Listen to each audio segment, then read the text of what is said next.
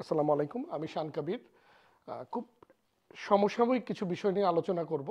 আপনারা অলরেডি এই কথাগুলো বিভিন্ন জায়গা থেকে বারবার শুনে আসছেন, তারপরে আবার একটু আলোচনা করা, বিকজ আলোচনা ছাড়া আসলে আমরা কোনো সলিউশনে কখনোই পৌঁছাতে পারিনি এবং পারবও না।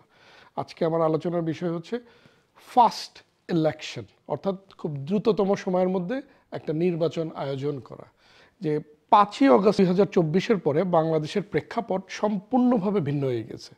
5ই আগস্ট 2024-এর আগে আমরা কথা বলতে পারতাম না, বাক স্বাধীনতা ছিল না, আরও অনেক কিছু ছিল না আমাদের। আমরা একটা ফ্যাসিস্ট রেজিমের বাই প্রোডাক্ট হিসাবে we were aimless, we were destinationless. তো এখন আমরা যেহেতু কথা বলতে পারছি, আমাদের একটা কাঙ্ক্ষিত 16 বছরের আন্দোলনের বিজয় হিসাবে 5ই আগস্ট আসে।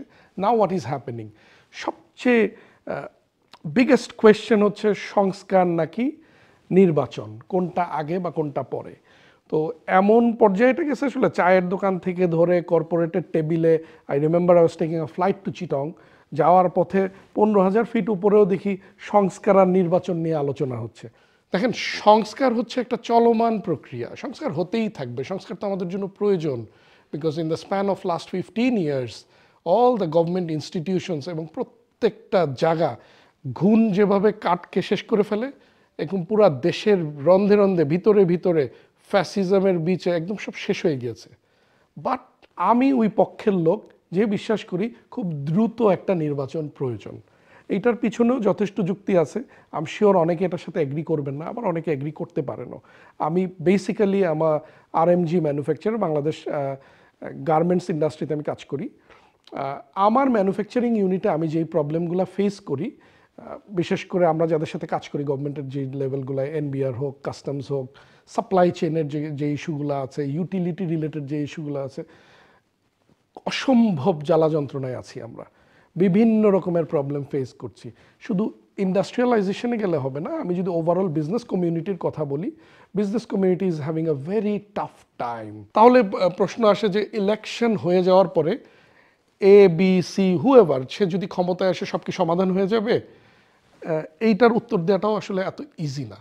একটা নির্বাচন হয়ে গেল, হয়ে যাওয়ার পর আমি ধরে নিলাম, বলা হয় যে বিএনপি পাওয়ার আসবে, কে বলা হয় না, আমারও মনে হয় পার্সোনালি এটা ধরে নিলাম। আরেকটু অফ ট্র্যাক গিয়ে আমি ধরেন জামায়াতকে ক্ষমতায় আনলাম, যে বাংলাদেশ জামায়াতে ইসলামী ক্ষমতায় আসবে, জাস্ট হাইপোথেটিক্যালি।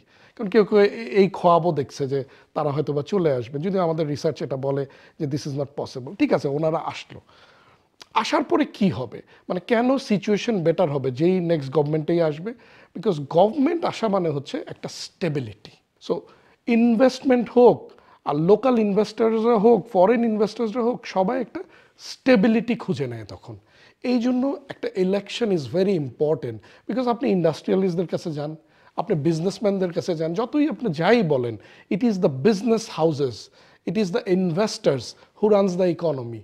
শেয়ার বাজারের অবস্থা দেখেন, আপনি বিভিন্ন জায়গার অবস্থা দেখেন, ব্যাংকিং সেক্টরের অবস্থা দেখেন। নতুন গভর্নমেন্ট আসলে রাত দিন হয়ে যাবে না, এটা কখনোই সম্ভব না, but at least we will start from that point. এটা যত বিলম্বিত হবে তত প্রবলেম হবে। আমাদেরকে আসলে চিন্তা করতে হবে যে এই বিলম্বটা আমরা কি কাউকে হেল্প করার জন্য করছি নাকি। We should not do that. আর সেকেন্ড যদি বলি, সেটা হলো law and order, distorted law and order. I don't feel safe to move around. আমার ভয় হয় আমার কোনো রিলেটিভ বাইরে গেলে, আমার ওয়ার্কার্সরা, আমার কলিগসরা যারা কাজ করে, সকলকে নিয়ে টেনশনের মাত্রা যেমন অনেক বেড়ে গেছে। সো সকল কিছুর জন্য একটা proper free, fair and fast election, দ্রুততম সময়ে নির্বাচন খুবই প্রয়োজন। ডক্টর ইউনূসের ক্যাপাবিলিটি নিয়ে কারো কোনো কোয়েশ্চেন নেই। Of course, without a doubt we all believe in him.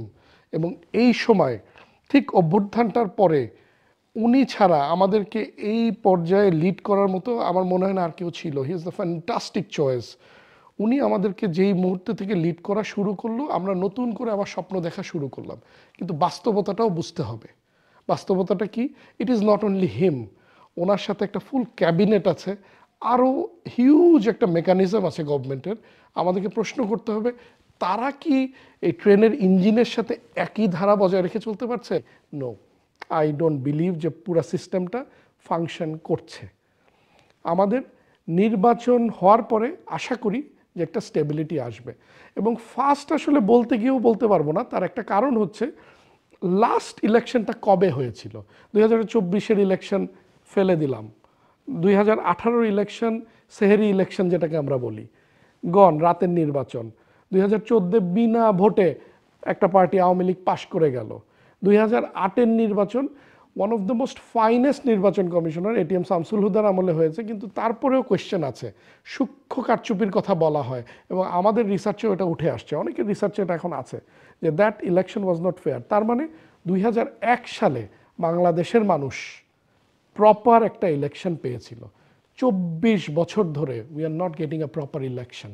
তো ফার্স্ট যদি বলিও আসলে ফার্স্ট না, it has been a long due election. Bangladesh তাকিয়ে আছে একটা proper free fair and fast ইলেকশনের জন্য। আমার বিশ্বাস, আশা এবং প্রার্থনা যে ডক্টর মোহাম্মদ ইউনূস স্যার ওনার যে ক্যারিজমা আছে সকল কিছু দিয়ে বাংলাদেশের মানুষকে একটা proper free and fair election উপহার দিয়ে উনি আমাদেরকে আবার ডেমোক্রেসির পথে ফিরিয়ে আনবে। নির্বাচন ছাড়া আমাদের কোনো বিকল্প নাই। টানেলের এন্ডে একটাই আলো, সেটা হচ্ছে নির্বাচন। প্লিজ আমাদেরকে নির্বাচন দিয়ে আমাদেরকে ডেমোক্রেসি ফিরায় দেন, আমরা কাজ করি, ইনভেস্টর কনফিডেন্স আসুক, দেশের মানুষ স্টেবিলিটিতে আসুক। স্থিতিশীলতা ছাড়া আমাদের আসলে কোনো অল্টারনেটিভ নাই।